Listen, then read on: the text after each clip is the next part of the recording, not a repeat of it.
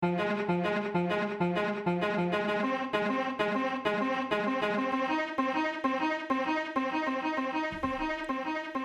right, it's Entrepreneur Rep episode 10 alongside Brett Regan. My name is David Brickley. Every single week, breaking it down entrepreneur style with relevant business news, what we learned this week, what we're reading, all that and more.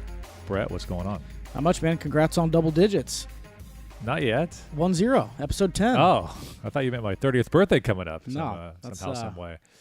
Yeah, things are good. How was your New Year? Have we done one since New Year? Oh, yeah, we have. Okay. On the 24th now. No Facebook Live on this edition. Of course, you can always download us on iTunes here on episode 10, but it's going down. Relevant business news. I'll jump in. My relevant business news is all about Trump. A lot of Trump today. Hey. I'm partially terrified, partially fascinated in what's going on.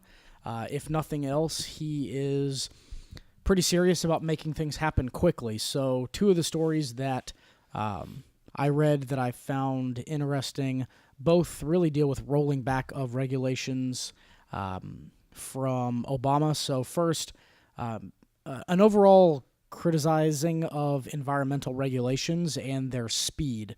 So Trump essentially is saying that, you know, when we're looking for infrastructure projects, when we're looking for people to come into the United States and invest and to build, the environmental regulations are super cumbersome, and oftentimes you have to wait, you know, for several years in order to get a thumbs up and a thumbs down.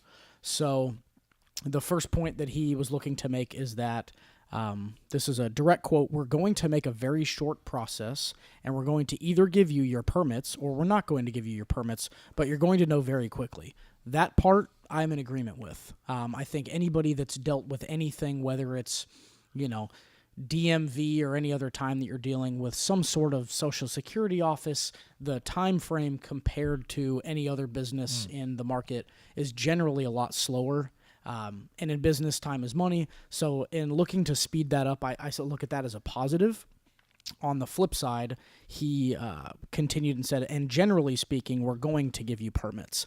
So that's the line that a lot of people who are concerned about the environmental impact of a lot of business, where they care about profit over environment. They totally got rid of the a couple websites, including, I think, LGBT community website and the, what's it called?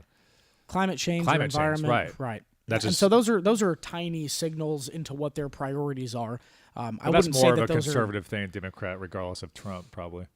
Sure, and I mean, you know, I guess not every president is going to have every single issue as a tab on their website, so I don't necessarily think that's a gloom and doom, but it clearly isn't a top priority for the Trump administration. But no one should be concerned about the fact that they took away the web address. The rhetoric leading up to now has told you everything that you need to know about it. Yep. So I don't see that as like let's back up a little event. bit, shall we? Because we haven't talked since the inauguration, and what a day it was. But really, the talk around the inauguration was all about the numbers and how much crowd there was, and the press secretary decided to come out and say it's the most watched, most viewed, most attended inauguration ever. And a lot of news outlets went after Kelly Conway, went after the press secretary. So that's not true. Yeah, Spicer said that. And then he kind of came out with a 3-minute, like, screw you, like, type of... A little bit of a finger wagging. Yeah, and it just felt weird. But then I read some reports, too, that there were some people inside the Trump camp that were pretty concerned on inauguration night because he was so concerned about how many people attended his inauguration, opposed to what are we going to get done here in the first 90 days. Right. But that's not surprising to me at all, because there were instances when there was irrefutable Nielsen evidence that The Apprentice was not the #1 show in the country, and he was proclaiming that it was. So he's clearly very concerned with numbers and ratings. And again, that's how he, you know. And my only hope was, now that he's not going head to head with Hillary, he would get away a little bit from trying to, go head to head. And it seems like he still has this nut to crack every single time in every single situation. It's more about the numbers and beating Obama more so than getting stuff done day one. But who really knows? I see this as his appeal is fighting against something. So he always for finds a something long time, it was, hey, I'm fighting against Hillary Clinton. That's gone. So in order for him to keep up that same level fierceness. He's not going to say, listen, all that's done. I'm the president now. Let's all make it together. Now it's going from Hillary Clinton, and I would say for the rest of his term, it's going to be about the media. The media is the enemy. The media is this thing that's not truthful, because his base can get around disliking something. They're not going to get around, okay, well, how do we make America better? Making America great again requires so many complicated things. The timeline is long. Yeah. He needs a common enemy.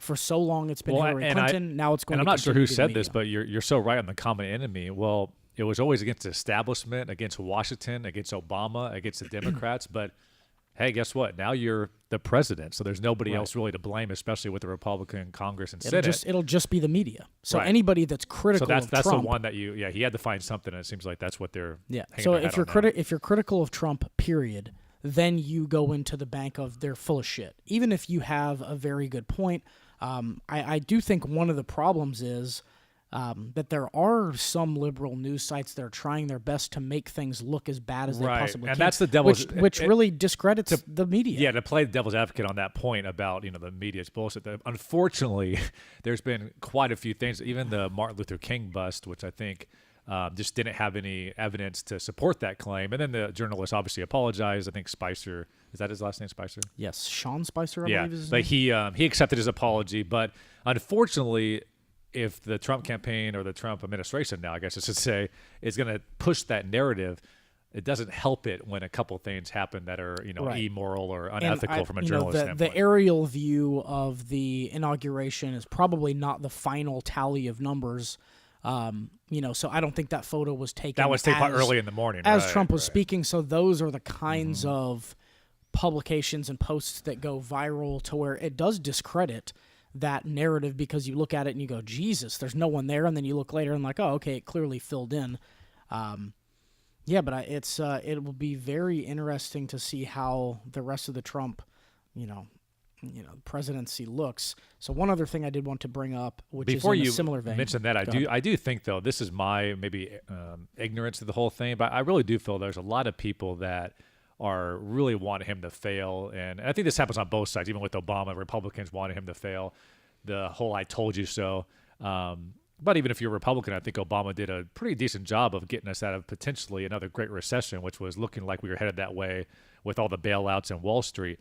So, I just hope that most people try to look at it glass half full and say, hey, I don't agree with him, I don't like him, I didn't vote for him, what have you, but it's best for our country and everybody involved for the next 4 years if he finds a way to do a decent job. Sure. Not like, I hope he fails so I can be proven right on what I thought about it. But I guess I would put myself into the camp of, I don't hope that he fails, but I have a personal opinion on the policies that he's been stating from the beginning. In certain areas, I think if the policies that he's said verbally that he wants to impose, if those are enacted, they will lead to a failure in certain areas. I think that... Trump or not, though, I think politics, regardless, if you're on one side of the aisle or not, it's always confirmation bias. So I think, Obama talked about when he left office how much he helped, the job sector, right? He decreased the percentage of jobs, and he potentially saved us from a great recession. But then the contrary can say, well, you increased the national debt from $8 trillion to $19 trillion or whatever it was. So sure. Confirmation bias, either way, you can always find like he screwed up because of this, but you're not going to look at the positive and vice versa. Well, I do think the one benefit of that is that, across the board, the Bush administration was very active in their final year in, putting out some programs that were totally far removed from what anybody in a Republican administration on paper would have said was even possible. So when I was... Well, right before Bush left, it was an $800 billion bailout, and then another one that was, like in February, another $800 billion. Right, so but beyond just a bailout, I received a paycheck That's true. From the federal government, and they said, here is stimulus money. Check. Go spend this money because we want to stimulate the economy. That was from, in my opinion, on paper, probably one of the farthest right, most conservative fiscally, in vocally at least, administrations in my lifetime. And I got a check under President Bush that said, this is a check from the government. Did you go out and spend it? Of course I did. I was broke. I was living in D.C. I was working for Cooper at the time. So this was, something where, no matter who wants to talk about it, that was something where people were scrambling across the board to try and find something to fix this problem. So that's for sure shared over the two administrations. And, if you are just printing money to save the economy, what's the alternative? So one other thing I wanted to bring up under the Trump administration, so these are like, day 3 and 4, I guess we're in now. So he abandoned the Trans-Pacific Partnership, which was, TPP. would have been Obama's signature trade deal.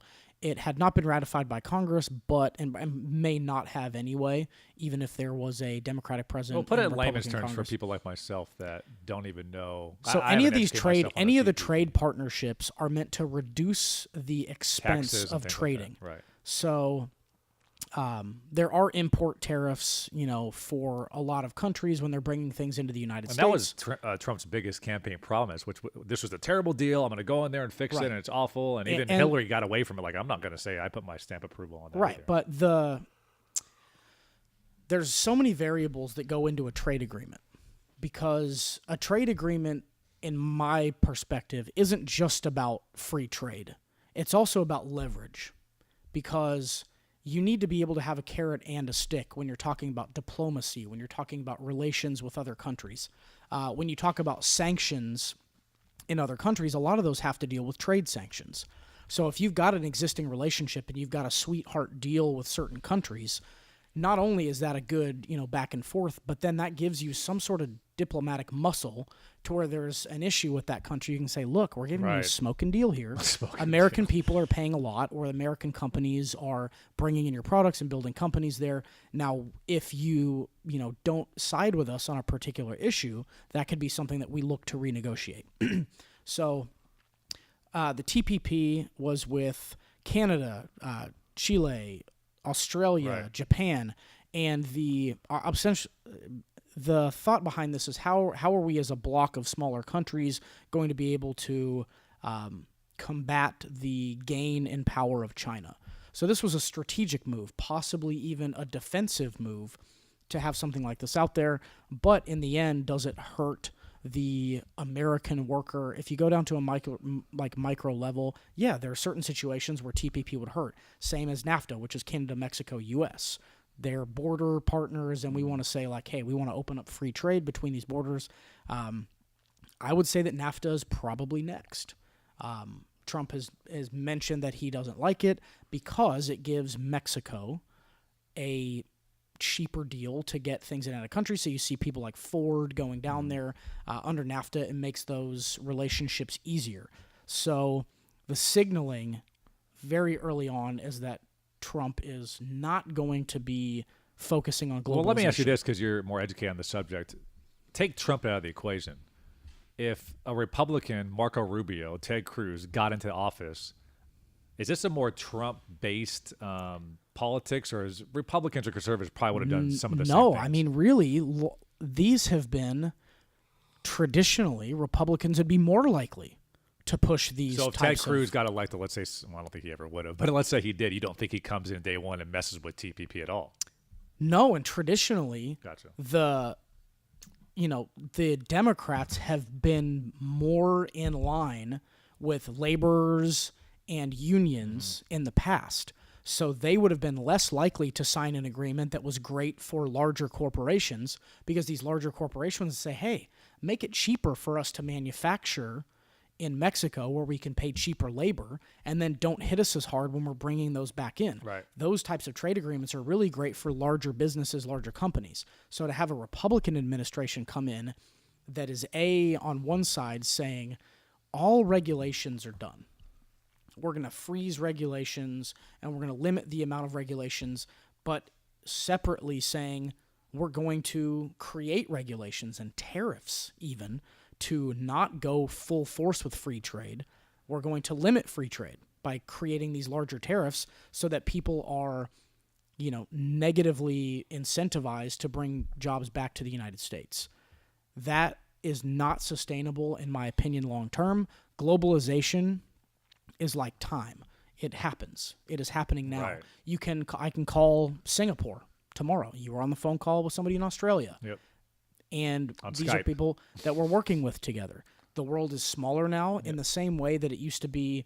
California felt so far away from New York. Now you can hop on a flight. You're there in 4 hours. If Right. you need to call somebody, we're sending emails. The world is smaller because of communication and because of technology. Globalization will occur.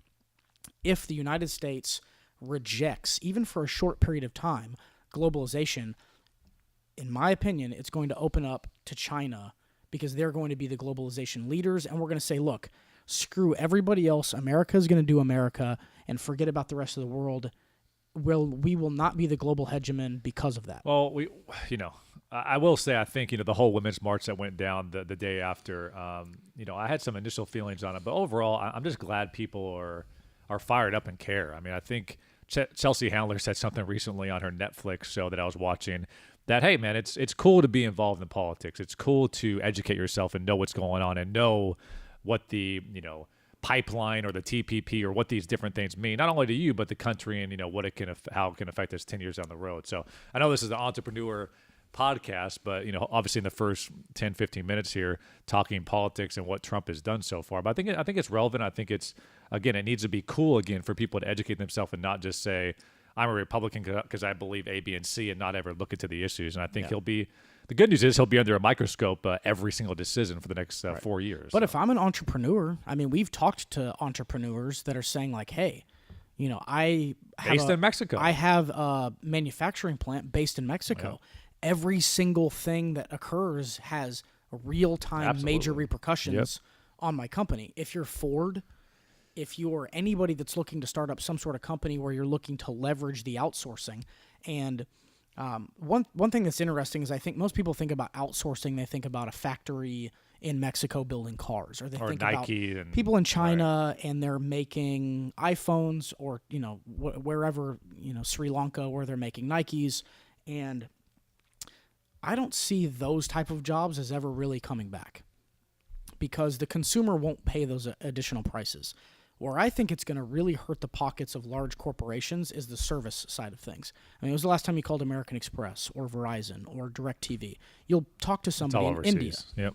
Those jobs, if they try to bring them back to the United States, and you have to have somebody that's well-educated and being able to communicate one-on-one, I don't think that that's going to lead to more jobs. I think that that's going to lead to, a unintended consequence of that policy, which may become a benefit. It's going to lead to more automation.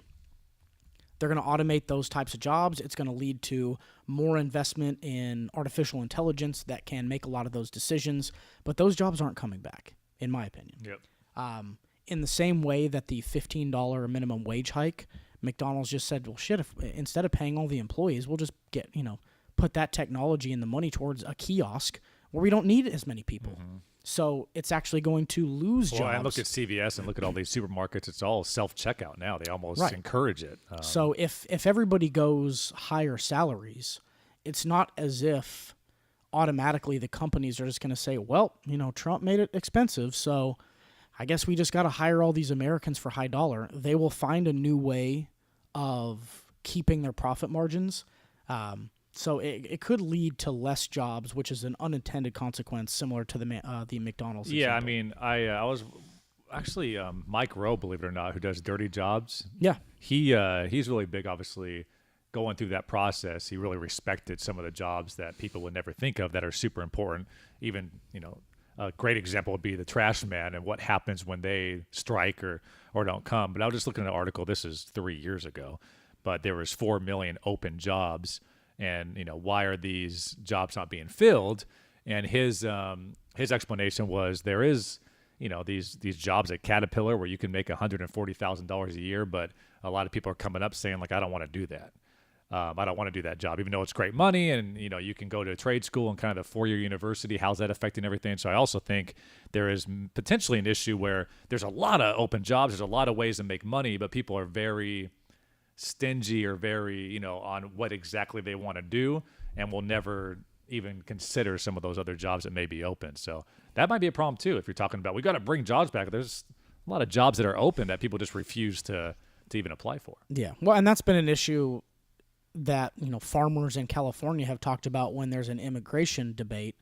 They say, look, I can, I cannot get people to pick strawberries for 8 to 12 Well, to and 15 he hours made per that day. same point. Like, think about how many skills you have to be a farmer, from hanging drywall to be able to operate a tractor and machinery and fixing things. I mean, you have to have like the jack of all trades. You have to have 19 to 30 different skill sets that you need to operate a farm correctly. But people don't look, oh, he's just a farmer. He's not that very skilled. Like, oh, yes, he is. Right. Super important. All right, so moving on here, out politics and moving back into social media. Snapchat is trying to get publishers to cut back on racy and misleading content as they get ready for their spring IPO. So this is something that I've, really digging into Snapchat Discover pretty much daily, and it's just all Kylie Jenner content. It really is. And they're trying to obviously go after that younger base, but, the amount of stuff I know about Kylie Jenner over the last couple of months that are coming through my feed with the Cosmopolitans and the different Discover feeds that are up there, and I think they're trying to get your attention by showing more racy photos of Gigi Hadid or Kim Kardashian or some of these models. There was a bikini story on the Daily Mail about Iggy Azalea, who she had dating this new guy. And it's just like, I get it. You're trying to reach that female audience, and that stuff definitely is kind of like clickbait. But it seems like Snapchat is trying to scale that back and make it a little bit more advertiser friendly, and overall all ages and all genders really able to absorb the content. So Right. It's interesting.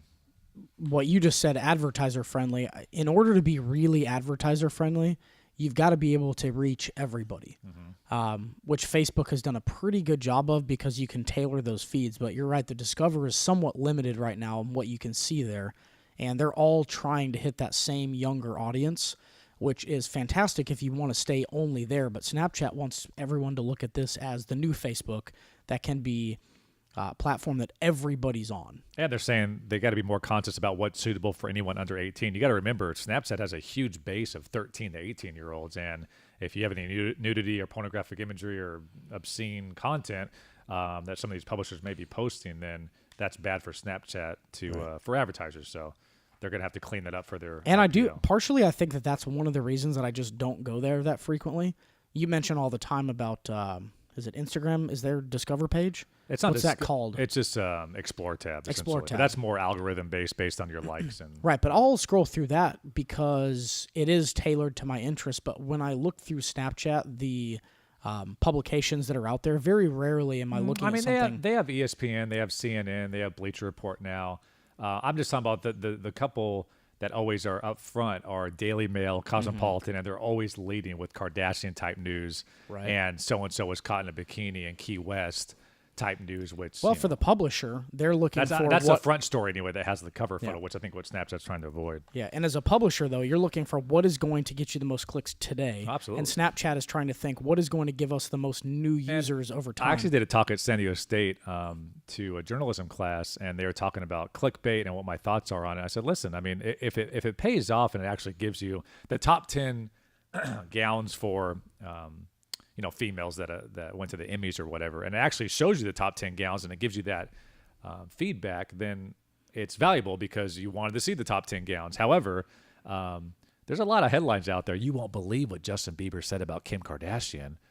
And I think even you would admit you kind of want to click on that link to see what he actually said about her. So it's kind of makes you talk about maybe funner stuff around the water cooler, but those are the type of links that people is like, I got to click this, even though I don't really care about Bieber. I don't really care about Kardashian, but I got to be in the know with what's going on. And it's just not that new of a phenomenon. Media's been doing that forever since I was a kid. Something in your kitchen that could be killing you. Tune in tonight at 11 to find out. Exactly. That is verbal clickbait because they're trying to get you through the commercial break. So my an entire apple day life may not keep the doctor away. Yeah. More at 6:30. Right. So those are, basically cliche now, but they still do them. I used to get so mad because as a sports fan and Laker fan, they would always wait for the sports segment to like 10:50, and they would say, "We'll tell you why Kobe Bryant may not suit up tonight" or whatever. And I'd wait for the whole newscast. It's like a completely bogus story about. Right. He said his ankle hurt, but he actually will be okay. More next. Or Yeah, whatever. but I mean, and even just the way that TV shows are created to leave a cliffhanger after every single go to commercial break, to where it's like gotta keep you there there's always because that it musical leaves right on something. Yeah. Just like, please God, don't turn off the TV or look for anything else during the commercial break. Man. So I just don't find it that new of a phenomenon. Maybe it was, in the 60s or 70s it wasn't as bad, but I feel like my entire life, even local news, was really bad about that. Just basically, bullshitting stories that didn't exist to keep you there through the commercial break. They used to say on radio all the time, sometimes the sizzle is a lot better than the steak. Yeah. So there you go. We were talking about this around the office, and Antonio Brown of the Pittsburgh Steelers obviously got in a whole lot of trouble for Facebook living. Did he really get in trouble, though? What was the end result of that? I don't know if he officially got fined yet, but it was against NFL and team policy to essentially be on social media and broadcast what's going on in the locker room. But he got killed from his coach, Mike Tomlin, which I thought was great. I tweeted that out last week. And essentially, if you don't know the story, Mike Tomlin, the head coach of the Pittsburgh Steelers, after they advanced in the playoffs, he's given a big speech to the Steelers, as is Big Ben, the quarterback. And Antonio Brown's like in the corner dancing and messing around on Facebook Live. However, it did catch Mike Tomlin talking about how he doesn't think it's fair that the Patriots got another day and a half of rest and the NFL's out to get him. Really trying to, I think, persuade the team that they're the underdogs. Get fired up. So this is BS, and I think it's a great thing to do as a head coach of a football team. But then Mike Tomlin gets kind of chastised for those comments, all because Antonio Brown was so silly to Facebook Live. But now we know why, because Facebook is reportedly giving him 6-figure sponsorship deal, which the article that I was reading was saying, did Facebook Live say, Antonio, Facebook Live if you guys win in the locker room? Because Facebook Live got a lot of free marketing over the whole week leading up to the Patriots game free. Because it was all over SportsCenter, all over the internet about how dumb Antonio Brown is, but they always mention he was on Facebook Live. He's on Facebook Live. It was a Facebook Live video. So sometimes that stuff may hurt the athlete, but it definitely helps the Zuckerberg. And didn't you tell me about maybe I'm wrong here, but there was a basketball player that wore a particular shoe and got fined when he did it or something? Football players aren't allowed to. They had 1 week this year where they can wear whatever shoe they want, but football players cannot wear like specialized cleats. Right, and maybe I'm making this up. I think Antonio Brown was wearing gold cleats and got fined $10,000 or something. Right, but I wonder if there's a situation where Jordan Brand says, "Look, we'll pay for your fines." Oh no, the most famous story of that is Michael Jordan. So they had the same rule in the NBA where you had to wear like team shoes or colored shoes, and he wore the Jordan 1s, which were red and black and white and really dope.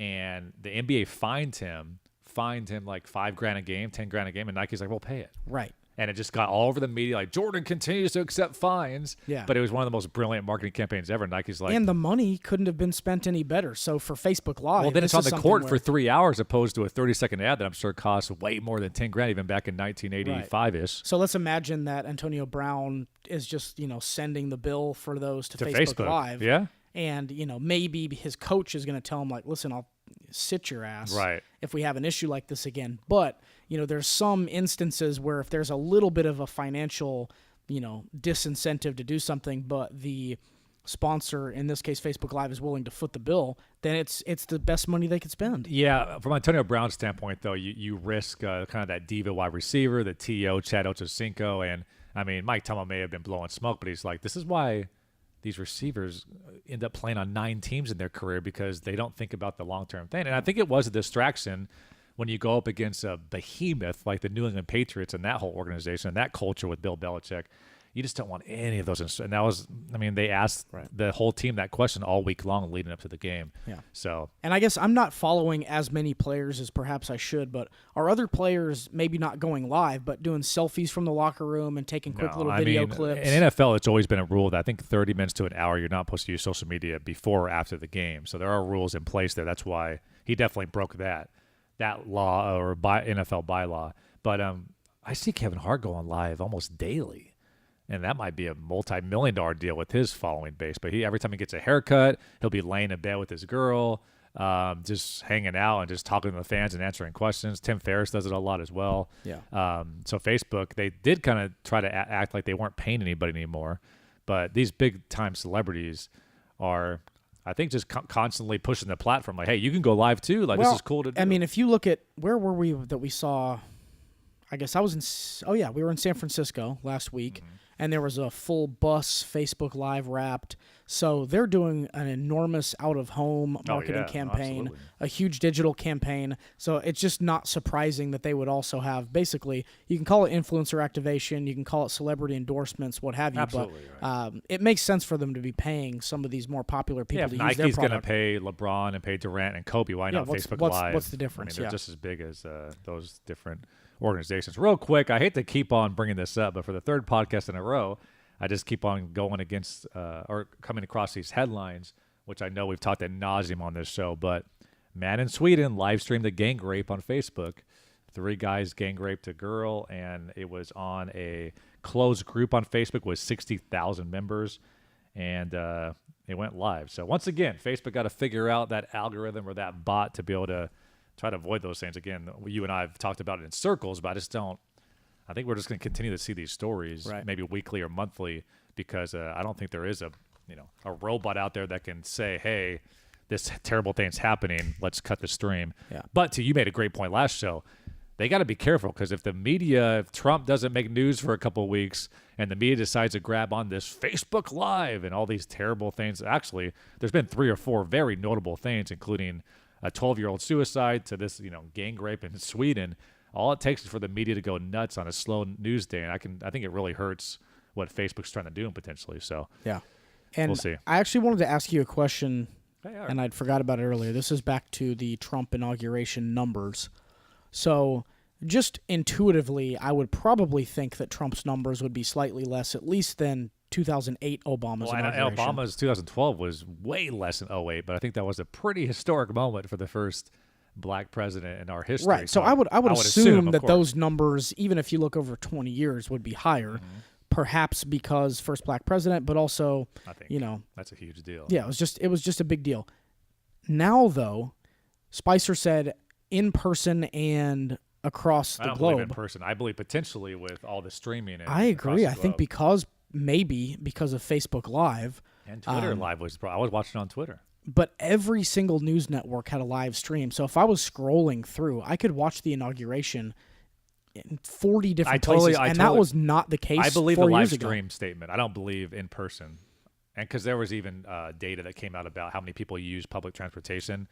In Obama, it was like 750,000. This one, it was only 250,000. Right. So there's already data that goes against that claim. Right, but those are also those types of claims where if, Trump really cares about views, ratings, attendance. He does. He could say, I'm more popular on, I'm getting more ratings than anybody else, which could wind up being true. Priorities. But it's because of platforms like Facebook Live and absolutely. Twitter that, I would never turn into CNBC to look at some press conference. In 2008, if that same technology was available, I think it would still go down. It just, the technology is here now where it allows a lot more people to ingest the content. Yeah, so that'll be interesting. All right, so what we learned this week is entrepreneurs. I'll throw it to you. Okay. David is probably going to get sick of me, saying. By the way, this. I feel bad about this too, because hopefully you don't hate it too much. But when we go on client meetings and meet people for the first time, I always feel bad because I tell the same story over, and I think sometimes maybe you do too. But I'm like, I know Brett's heard this 94 times, but let me go ahead and spew this. Well, we've had, I wouldn't say issues, but over the last couple months, we've had, just little challenges come up that merit a meeting to discuss either, what went wrong here, how do we make sure this doesn't happen again, and even just dealing with employee issues, client issues, and the one common denominator across the board, which I've said to David now 45 times, but I felt like I've noticed it, and it's always an issue with communication.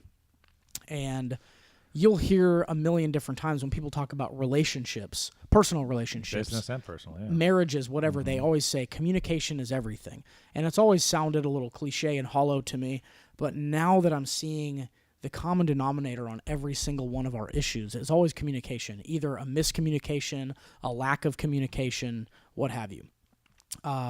So what I've learned is that communication is usually the culprit behind almost any issue, problem, challenge that you're facing. So in one instance, I think going into a project with our client, there was a little bit of a lack of clarity on what the end goal was. For us, we were dedicating a lot of resources because they were tapped, and in the end, it's possible we're still going through conversations with them, but their end goal may have been a different North Star than we were looking towards. Right. And that was not a good job of communicating from me up front of what those goals are. Or simply never assume that you, I mean, because even when we do it so often that we assume like, oh, your KPI or your end goal is the same as everybody else or what we recommend, but that's not necessarily the case. Right. And you know, from the sales perspective at the front end of deals, I don't want to talk myself out of the deal. If they come to me and they say, we want this, this, this, and this, excuse me, I don't want to then say, okay, well, what do you expect in terms of numbers for all this stuff? Because it could lead to, because that's the first time we've ever had that issue where somebody questioned it on what the like numbers at the end were. You know, going into like the existing project. We would have been impossible to forecast it anyway. But that's what I mean. And so that's like, what you say on the phone, I think. Yeah, and if you bring it up in the early stages and say, well, do you want it to be this or that? So anyway, a lack of clarity on expectations up front. And then separately, we had an issue where just a lack of updates during projects from employees. So we had employees that were doing a fantastic job of managing a project, but the feedback coming to you and I was lacking a little bit. So then we felt a little bit micromanagey like and wanting to say, on? like, where are we? What are we doing? What's going on? And then we just had to say, look, we're always going to be freaking out about something unless we're presented with, hey, boss, here's what's going on this project. Everything's under control. Or the alternative, hey, boss, here's what's going on with this project. Here's where I need assistance, either in additional people, additional equipment, what have you. But letting everybody know in the office, you need to wave a red flag if there's an issue and always be able to present us and tell us exactly where we are.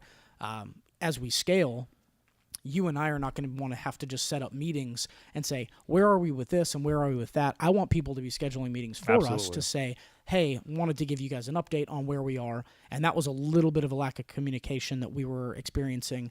So I'm hoping with, you know, fixing those two areas, potentially a lot of those issues can be resolved. I think we talked about a little bit that last show, but yeah, I mean, if you don't come out and say, this is what I expect, or this is what I want, or this is what makes me feel good as a manager or a boss or what have you, then how can you then expect them to read your mind and, okay, I'm going to hit, like, maybe they would think if they tell you what's going on every week, you'd be like, leave me alone. I got shit going on. Like, don't handle it. But I think on the contrary, we say, no, like we want that. And then after a while, maybe we say, let's scale it back. But, you know, any organization, you know, you have your vice president and president. There's always meetings and like, where are we? And you have to present me with a report of how our social is doing or how marketing is doing or how are we doing in the community or whatever. So I think in any organization, there's always some type of reporting or update or feedback loop of here's how we're doing. And then the decision makers can say, how do we put more fuel on this or good job or vice versa. Right. And I mean, that's something where you and I happen to be similar in the amount of communication that we require, which I don't think is over the top, but it's our baby. And we're not just like, they'll figure it out. In certain circumstances, after they've, you know, proven themselves a million times, but still just knowing where we are with things is really important. And all business owners may not be that way. There may be some people in the book that I'm reading. There's some people that would like, you know, on a quarterly basis, I want a big stack of paper that tells me exactly how you're doing with your numbers. Otherwise, I don't give a shit. I don't care. So that's one of those situations where we have that with clients, right? Some clients want a huge presentation with 9 pages of how we did and examples of content and top performing. And some clients are like, I know you guys did amazing. That was great. Right. Yeah. So that just goes. Knowing what the other person requires and needs in terms of communication is important. So what did you learn? What I learned, I think sometimes it's to let it go. And I think it plays off what you said a little bit. But I think it's a little bit of a double-edged sword. I think I and you are passionate about our work and want to go that extra mile for the client. So when an idea that we have that we know that's going to be really good is killed based on somebody, you know, that has an ego or wanting to prove their point, or maybe they're insecure about their position and they want to step up and say, absolutely not, we're not doing that. That's super annoying, obviously, but I after this week or two, I don't see the value in huffing and puffing and getting irritated too much about it. I mean, obviously there's a little bit of that's not maybe cool. give the listener a little more context. So for a client, we had this big idea that we've been pitching for over a month now. They loved it. We started buying a bunch of equipment for this particular activation and started doing rehearsals and testing, and we had different people responsible for different parts of this activation. And at the 23rd hour, with about a week left, they said, "Oh yeah, we're not doing that anymore." And there wasn't really a response why. Just we don't feel like doing that anymore. Right. And what are you going to do? Go back to the line? Well, we spent hundreds of hours of prep time, and you can't. And you made a good point about, hey, listen, regardless if we would have done it or not, you still have to do all that prep work and all that purchasing up front. So it's not like you lost money on the deal necessarily, but it's like anything else. Like when you, I used this example a couple of podcasts ago. When you're at the end of the workout, you think you have one more set left, and if your trainer came up and said, "Hey, you got 8 more sets left," that's like demoralizing because you're reaching this goal. There's light in a tunnel. You're almost there. All right, one more set. Yeah, you're not even halfway done, brother. Keep on moving.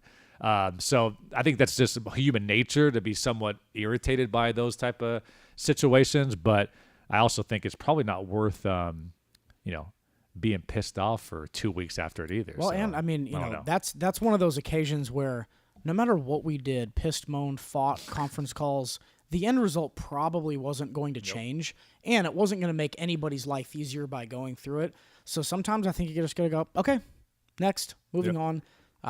And from the early stages, you were very good about trying to tell me to do that too, about letting it go, where I would trying to be pushing a certain client who just didn't understand the value of something. And if they to try and get them to get it. If they don't get it on the outset, it's not worth working with them. And it's now we've got battle. so many other clients who do that it's like, I'm not going to go and follow up with this person who's hemming and hawing about whether it's valuable. I'm going to go with people that know that's valuable. Right. So, we're in a unique situation where it's like our client has a client essentially, and they have to please them, and we've got to please our client, and some things we just don't have control over. But I think it's also motivating to continue the original content. But the one thing I did say is what irritates me about those situations in business is once you start taking away some of that stuff for whatever reason, and this may even go down to someone that builds homes, works in construction, and the homeowner says, I don't want to do this, or let's get rid of this. At the end of the day, you don't back your product, meaning you're proud of what the product you're doing or pitching is. And then when you start taking away some of the major meat of that, then it's hard to put that STN Digital stamp of approval or even the David Brickley stamp of approval. And that can go, I think, if you're a cook in a restaurant, they say don't use any seasoning, and I also don't want this and this. Like at the end of the day, you're not going to back your product, which is kind of frustrating. Right. And what are you going to tell the client? Like, hey, by the way, this is not as good as a product anymore. I don't know. That's the battle I have. And there's been occasions where we've created really awesome content for our clients and they don't post it. And then financially, what's the difference? None. Yeah. But we did it. We want it to go out. So there's good reason to be frustrated if we've worked on a product and we want it to go out. So, but what's the alternative? What are you going to do? Yeah, exactly. It's no use spending any more negative energy on it. All right, so blasting through here, what we're reading. I finished David Brickley. Finished Good to Great finally. I feel like there was a book club on here, but finished Good to Great on the plane. The San Francisco had an hour or so to get through it. I will say some of the things towards the end really, inspired me a little bit. John Wooden, which goes down as the best coach. I guess Coach K's in that conversation, but the best college basketball coach ever to live. It was interesting. He talked about how he didn't win a championship for the first 15 years of his coaching with UCLA. And then he obviously won 10 championships in 12 years. So one of the best dynasties ever in sports history. A guy didn't really have too much success in the first 15 years. So that was super interesting to me. Did you get any of that? Yeah. Yeah, right. Secondly, Amazon's Jeff Bezos was Time's Man of the Year back in 1999. We're in 2017. That's 18 years ago. And I think a lot of people talk about overnight successes. And what do you do?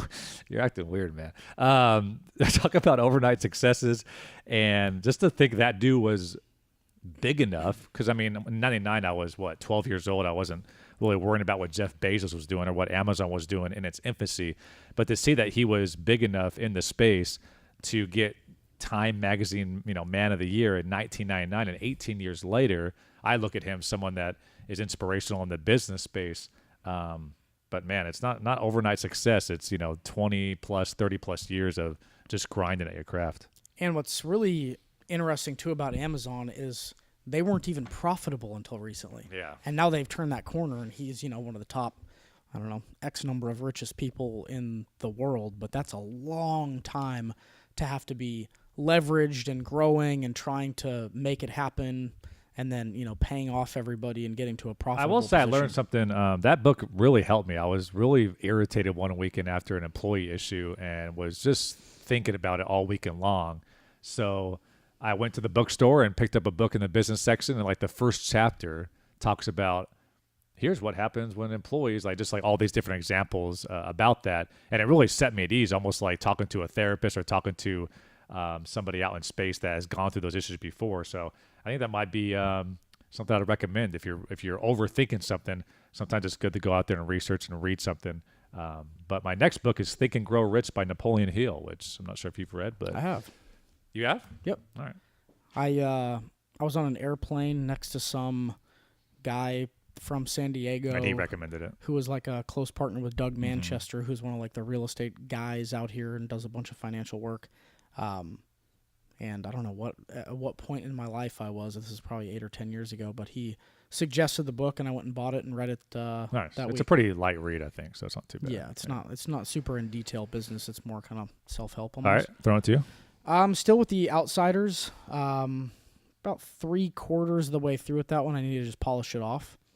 But one thing that I'm reading a lot about now is, Warren Buffett is the one who has talked about this book a lot of times, which is the reason I wanted to go out and grab it.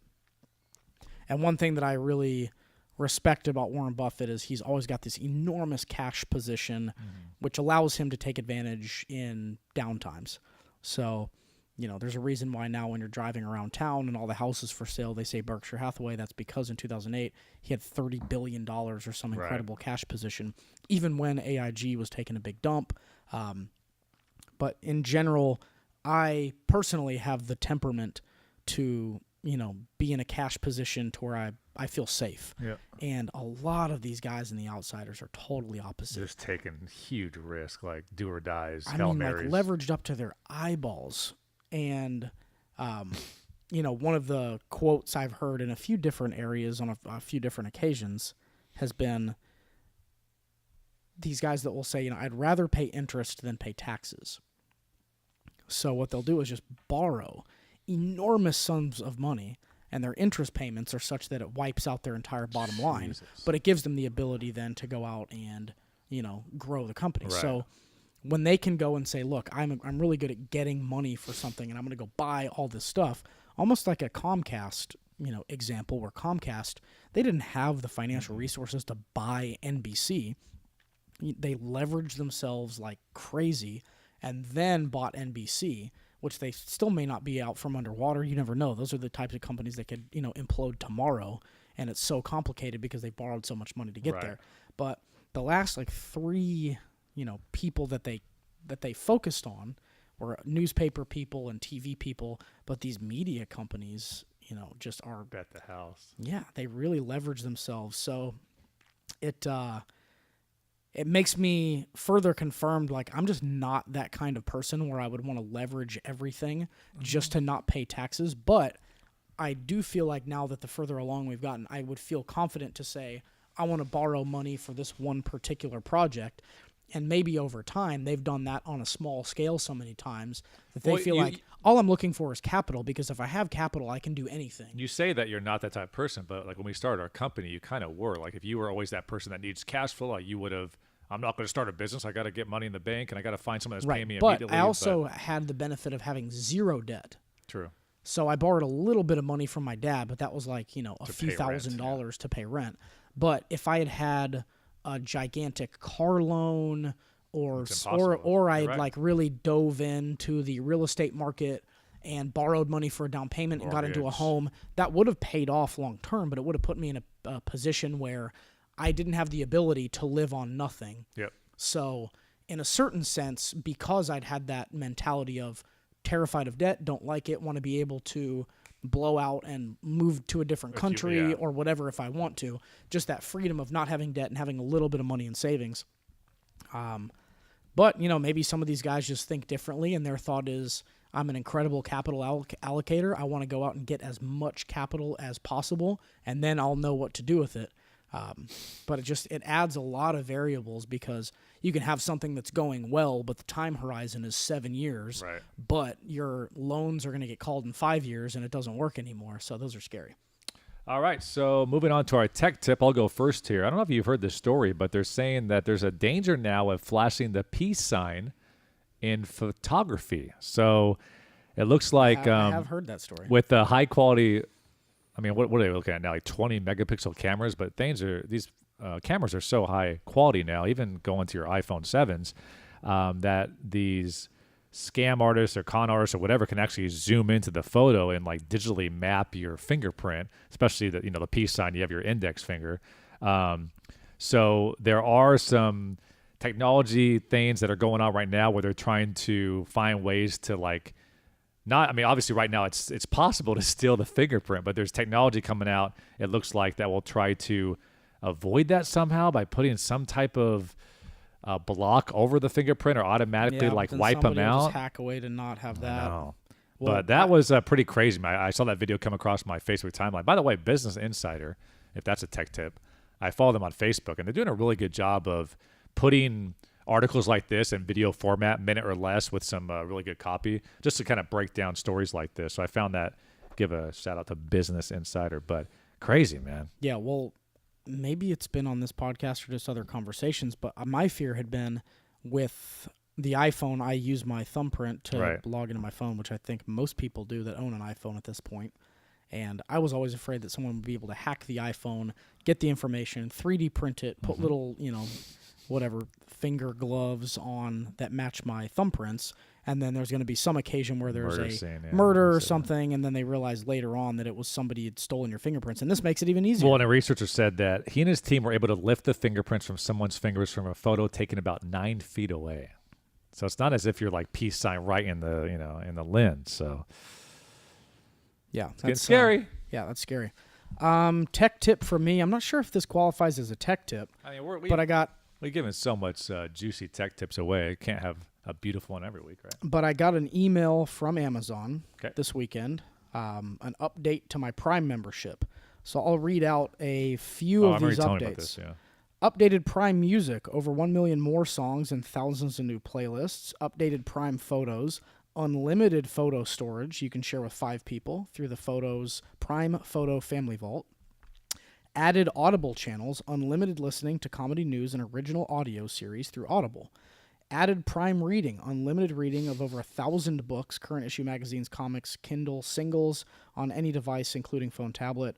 Added Twitch Prime, ad-free viewing of Twitch, which if you don't watch Twitch, I think it's gaming. Oh, yeah. Primarily. Yeah, video games. Added Amazon Music Unlimited for $2 per month discount for Prime members. You get Amazon Music Unlimited subscription, which is basically the same library that you can tap into that Apple Music and Spotify have. And added access to Amazon channels. Prime members can subscribe to premium video channels like HBO, Showtime, and Starz. So that's just one email. For $99 a year? Free shipping. Free shipping and all that stuff. The $99 is like, hey, ship yourself 3 things in a year, and then that breaks even for it. And then everything else. So I guess my prediction is that within 5 years, Amazon, I don't know with Trump, but under normal circumstances, Amazon start saying would that be, after every prediction. It would have run into antitrust issues. I think they're going to become such a conglomerate where it's like, okay, you are now the leader in media, the leader in television, and the leader in retail. That's, a monopoly. Yeah. And no one can compete with you because you can price gouge or offer television and Walmart can't, kind of thing. So it seems like if Microsoft was experiencing issues and challenges in antitrust court in the 90s or early 2000s because of their software being, had to be used on PCs and couldn't be used on Apples, I would assume that they're coming up with issues here. If Amazon had purchased Apple Music or Spotify, or they had purchased any of these, those would have been looked at, very suspiciously. But because they're like starting them themselves. And if you look at Alphabet or Google to a certain extent with their free ability to use Gmail and Google Drive and Chrome and some of these different things, Google Play and all that, they did the same thing where they're offering pretty much amazing services for free. They pretty much gave you like a terabyte of cloud storage for free, and they're trying to have people upload, like get rid of iCloud and upload everything to G Drive now when it comes to your photos, screwing up your storage on your phone. So those two companies in particular, I guess the whole business model just like offer as much free cool stuff as you can and just have them come back for more every day. Right. And this still, if what they're saying in the press is accurate, all of this is just to get you to shop at Amazon more. It's not really to do anything else. So when you see these are added, these aren't like, well, how are they getting me? They just want people to sign up for Prime. That's it. Mm-hmm. Pay the $99. We have all your information. We can see everything you've ever purchased. Amazon just got nominated for an Oscar for Best Film, which is the first time a streaming service has ever been nominated for Best Film at the Oscars. I mean, it's incredibly successful what they're trying to do and what they have already accomplished, but it's a little terrifying because pretty soon what I think is you'll be able to ask anybody in the world. Well, then Alexa with artificial intelligence too. I mean, everybody's going to have a damn robot in their home like, hey, like, can you call this or do that or order milk or it's all going to go through. Right. Well, it's, but pretty soon you're going to be able to talk to anybody, at least of our age group, and say, it's a given that they have Amazon Prime. It's a given that they have Facebook. Those will be givens. Yeah. Everybody will have those two things. And if you have those two things, then all the information of what you're doing is totally available, and they're piled into two separate things. Because if you wanted to look up, anything I've done on Facebook, all of my friends, where I've been, where I've checked into, where I've been messaging from, what I'm buying, what I'm watching, what I'm reading, what I'm talking about, what I'm looking for, all of that information for the first time in human history will be available at two companies. So that's pretty interesting. And I feel like, if we were to ask most people in our office, I'd say probably most of them have Amazon Prime. Oh, yeah. And they definitely all have Facebook. So interesting to me. All right. So current business goals. Do you have any current? Mine is the same. I tried to find a different iteration of saying it, but just trying to find ways to improve and systematize sales processes. We looked up systematize last week. That was correct. And it is a word. I'll give it to you. So I've got another call with a Salesforce consultant to dive in deeper and start making those improvements to the sales cycle so that it all exists on the computer. And then it's a very quick 1, 2, 3, 4 process on how we get things done. Original content, man. Yeah. Talk about it forever. But, I was in a situation where I worked for somebody for 2 weeks, 14-hour days, busted my ass, did an amazing job. And after the 2 weeks went by, I said, hey, I'm coming in for my paycheck. So I don't feel comfortable paying you. I said, what?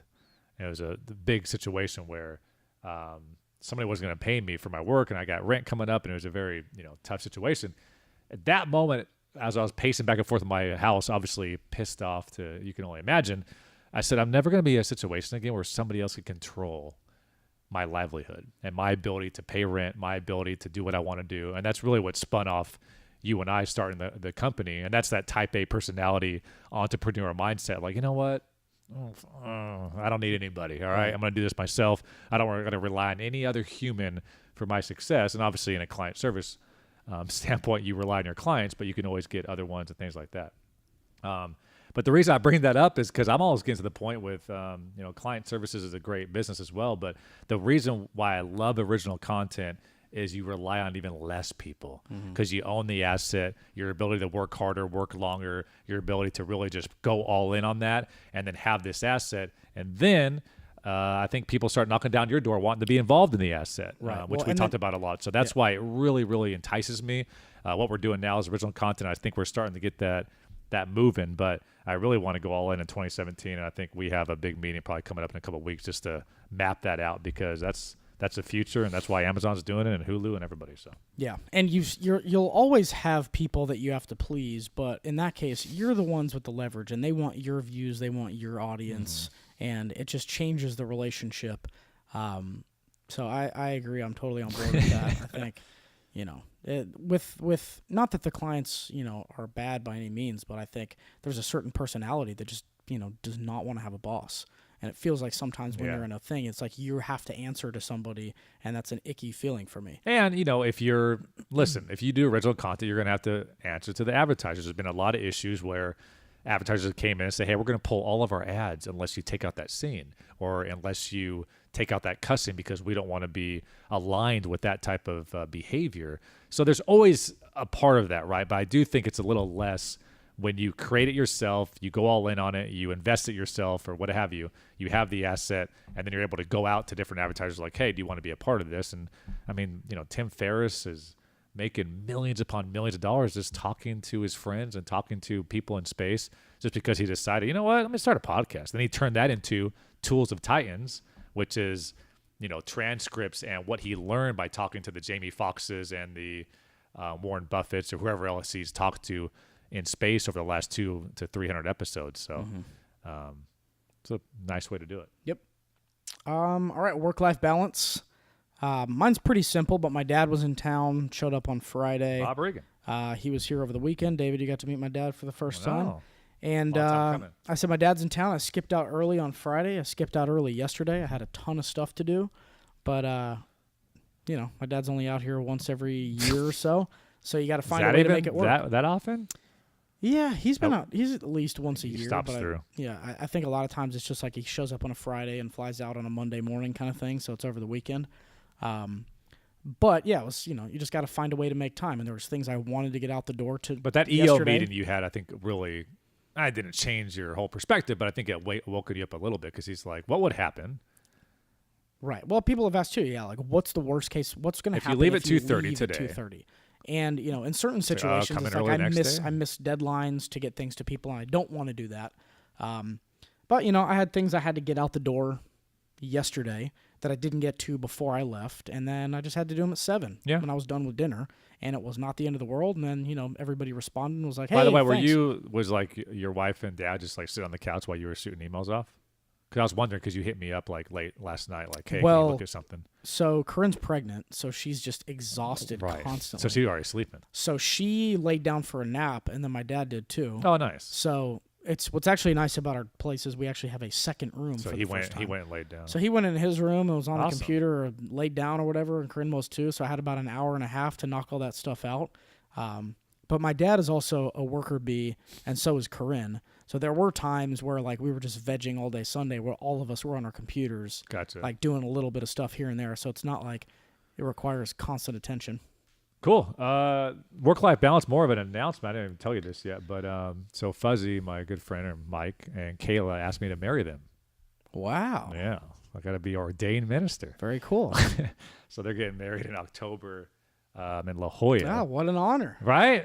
Very honored and humble, man. He told me it was like raining after our adult basketball league, and it was kind of like out of left field. I'm like, holy crap, man. Just because he's not super religious. And yeah, it's like non-denominational. How you say it? Non-denominational. Right. So they're not super religious, so they just want to kind of have a ceremony, and they thought it'd be a good fit. So, I got to figure that out. I guess it's pretty easy. You can do it online. Yeah, my dad has done it. Oh, okay. Yeah, he used to do it back in the day. I think he actually married his sister, and then my cousin, his sister's son, got married a few years ago. And then I went to like because he didn't want to have like somebody they didn't know, and they didn't have like a trusted preacher or priest or whatever. Well, then I went to one website, and it's like, in order to be ordained, you have to believe in this covenant. And it's like, marriage is between only a man and a woman only. I'm like, I'm not sure if I believe in that. Definitely don't believe in that. So can't go to that website. But I guess there's some like universal family church out there that is non-religious. Yeah, that's cool. Whatever. Yeah, so that should be fun. I'll hop into that. So media spotlight. I guess I'll go first. I won't play the music due to probably getting pulled off iTunes or something. But we had fun with this one in the office. Young Thug, Wyclef Jean, came out about a week ago. It was a music video, and it already has almost 8 million views, 165,000 likes, and 12,500 comments. I tweeted this if you want to go check it out at David J. Brickley, or just search on YouTube for the new Young Thug music video. But essentially, it was pretty cool to see because this music video producer had everything lined up. He produced the entire music video. He had girls, he had cars, he rented out a space, he had policemen and security, and the artist never shows up. So he's just like, Young Thug is not there, and then they gets a call from a record company like, Young Thug's on his way, get ready. And then he won't come out of the car because someone hacked his Instagram, and he's pouting, and people and publicists are on the phone. But the whole video tells a story of, this is what I was going to do with him if he was here. Here's where I would have had him stand, and they like sketch it. And It's beautiful. It's a beautiful done piece, and I'll give a shout out to the creative production studio, which is Pomp and Clout. Well, and the best part about it is it's on Vivo. That's the official music so it's official video. Yeah. So he like turned it into like the record company, like, here you go. And it's just, again, it's telling the story of how Young Thug essentially never showed up to the video, which I'm not going to give Young Thug credit to say that that was the goal all along. But if it was 8 million views later, at the end of the video, he says, the whole goal is for you to listen to this song and watch the video, and you've watched the entire video now. So, but I highly recommend it. And from a client standpoint, sometimes you can't control what's going on, or the artist doesn't show up. That makes me think a little bit differently too, because I'm not sure how I would react if the artist didn't show up. Can you imagine how irritated Because I think that guy was like, "Look, I'm getting paid for this because I was here the whole day." And you and I mentioned, day. I guarantee in the contract it said produce a 3.5-minute music video that was delivered in MP4 format. He's all, "Hey, he didn't show up, but here's your video. Here's my final deliverable. So if you want to go to court? I'm not doing this again. So pay me in full. Here's the thing." And maybe the record company was like, "Well, we got to pay the guy, so we're using it." And then it just worked. Well, good for everybody involved, because what a brilliant idea. And so even if it was kind of like an FU, like, here's your video, idiots. Young Thug. Yeah, and then the record company's like, that's actually brilliant. Let's just roll with it. And then it went viral, 8 million views. That's actually a pretty damn good song, if you ask me. So, but can you imagine how frustrated you are? You spend over $100,000 on the production budget. You have all these extras, these girls, these cars. You rent out the mansion, and the artist doesn't show up. Totally out of your control. What are you going to do? Just, unprofessional. But Young Thug's doing his thing. Yeah, all right. My media spotlight was more Trump. Did you send me this link? Or he did, yeah. So it's video of him. Watch it. That I think was Facebook Live, of him signing executive actions and briefly describing the purpose behind it. But this is 250. You can play some of it, or say it again. This is 2 minutes and 50 seconds. You want to play the whole thing? I think we can just link it like yours almost. Oh, okay. But so he's signing the executive actions. It's worth taking a look because he's, doing a 2-camera showing his signature and then briefly describing what it's going to do. And usually the description is something like, this is really going to speed up, the permit process. Or, this is really going to bring jobs back. It's a great bill. Bring jobs back to America.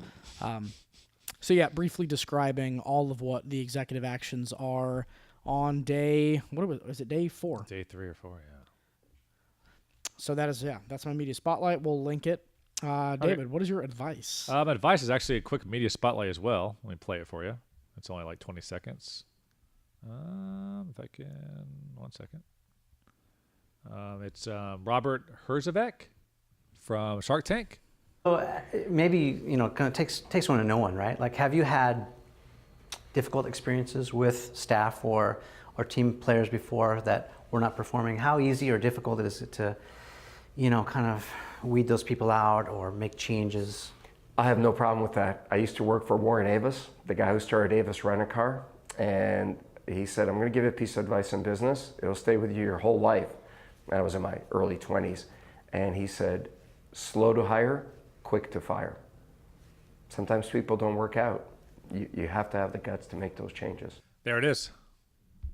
There's Very the advice. Cool. I thought it was pretty telling, because the last 4 or 5 hires we've had, we've really took our time to make sure it was the right fit, go through hundreds of resumes, and I think it's really paid off. And it was an epiphany that you and I both had. Like, we used to just be, we got to get bodies, man. We got a huge project coming up in a month. And we've been a bad hire is worse than nobody. So bad. And, if you make a hire and it just doesn't work out, that's okay. Like, let the person go. Let them go, achieve their dreams and have a better fit so they feel like they're making more of an impact, and then go find somebody that can. It sounds cutthroat, but it's like any other relationship. Right. If you're dating somebody and it's pretty clear that it's not going to work out, it's bad for them to lead them on and continue on because they need to go out and find somebody else. You're not being fulfilled, and that person feels like terrible too because they're not fulfilling your needs or whatever. So, yeah, it's all the same. True that. Advice? I didn't write down any advice. So maybe next Moving on to the quote of the week. Quote of the week. I really like this one. I've discussed something similar in my previous advice portions, but it's, I owe my success to having listened respectfully to the very best advice and then going away and doing the exact opposite. And this is from G.K. Chesterton. So previous episodes I've described where sometimes there's just so much input, especially now, onto what you can do and the 5 best questions to ask during an interview and how to, increase profits. And it's good to read all of those. But in the end, I think my piece of advice was like, read everything and trust your gut. I really liked this particular. So wait, get a bunch of advice and do the exact opposite? I owe my success to having listened respectfully to the very best advice and then going away and doing the exact opposite. But what if you get really, really good advice that you really agree with? I think it's a joke because, ha ha, he, I don't always go with. Yeah, that makes sense. Well, and, the best advice sometimes can be totally wrong. Or it's so subjective too, right? Like what your advice on relationships or marriage would be, like if you tell me that may not apply to what my goals are, what I want. So yeah, but I do think that sometimes people are so crippled by like trying to find the answer from somebody who knows the answer in order to make a decision, and it's just not there. But Mark Cuban talks a lot about that all the time. Even just conventional investment methods. He said asset allocation and diversifying is stupid. And everybody else in the investment community is like, what? Yeah. That's idiotic. But he's like, no, the best investment you can possibly have is cash, because then you can take advantage of things. And so he's really against going into debt for student debt and going into debt to start a company. Like he like bootstrap it and get it done. So, you can talk to a million different people, but I think if you and I had talked to a bunch of different people about this business in the early stages, it may have been fine and we may have taken the advice, but it was almost better we didn't listen to anybody. Our initial pricing was off. Our initial model was completely off. But if somebody had told us that, we would have been like, you're fucking wrong. Yeah. And we would have gone and do it. Yeah. They may have been right, but in this case, this person went away and did the exact opposite, and sometimes it works out that way. It doesn't mean you're necessarily right, but I think it's okay to listen to what somebody has to say and do something different. I'm amazed at like very simple, like things that we come up with 3.5 years in that I'm like, how do we not... Like, I'm trying to think of an example, but just having a document of who the backup account manager is if somebody is out sick or on vacation. Who is that person? Are they trained up? What's the policy? Do you put a email auto response on? Does it get forwarded to the second account manager in charge? Like, how do we go 3.5 years without that in place? So I think that the only way you get better at your particular business or a business in general is just to keep on hammering away at it, man. Yeah. Well, I mean, you look at a lot of different companies out there that are totally against traditional wisdom. So, I think one famous quote from Henry Ford is, if I'd have asked people what they wanted, they would have said faster horses. Yeah, exactly. But he just went and created the car and created demand. And I think Steve Jobs always looked at himself in that similar vein. Right. That I'm not going to give people what they want. I'm going to give people what they need. People are going to be pissed off that there's no, CD drive in Macs soon. But I'm going to push the industry to not use CDs because the internet exists and it doesn't make sense. And it's changed completely. Yeah. I haven't had a CD drive forever, and as soon as I got a computer without a CD drive, I found that I didn't need CDs at all because everybody adapted, the industry adapted around it. So that's not exactly tied to this quote, but I do think it's interesting to, there's a lot of people that are capable of creating new things and doing things differently in a good way. And overall, I think that the advice part of it, like what you're talking about, everybody always wants to know the shortcut. Like, how can I get a job quicker by knowing the first 5 answers most jobs ask from me? Or how can I get six-pack abs in 4 weeks or less? Like, everybody's always looking for, how do you do it? Like, what's the quick way to get this done? And at the end of the day, you just got to... Yeah, if you 10,000 hours at your craft. If you started out as Uber and you went and asked somebody in the transportation sector and said, how do I take on the cabs? They would have said, man, you got to get those licenses and try and get a fleet of cars, but man, the competition is stiff. That wouldn't have worked. They were just like, no, fuck it. We'll just have people drive their own cars. And that may have been the advice too. Like Chris Sacca said, like, this looks like a headache when he was talking about Airbnb. And now he regrets it because, like, man, it works. It just does. So, it's kind of going back to the trusting your gut. All right, my quote of the week to end it all off is, the greater the obstacle, the more glory in overcoming it. There it is, Entrepreneur Rap episode 10. Brett Regan, David Brickley. We always ask you to subscribe to iTunes, to Entrepreneur Rap. We also on Facebook are facebook.com/The Entrepreneur Rap. Usually we're rolling on Facebook Live with some great visuals of myself and Brett Regan, but not this episode. I look good today, too, man. We need to get some interviews going, too, with some of our contacts to start bringing that into the fold. After 10 episodes, I think we're good. True that. It's time to go forward. All right, thanks so much for listening. Thank you for your time. Once again, Brett Regan, David Brickley, Entrepreneur Rap, episode 10.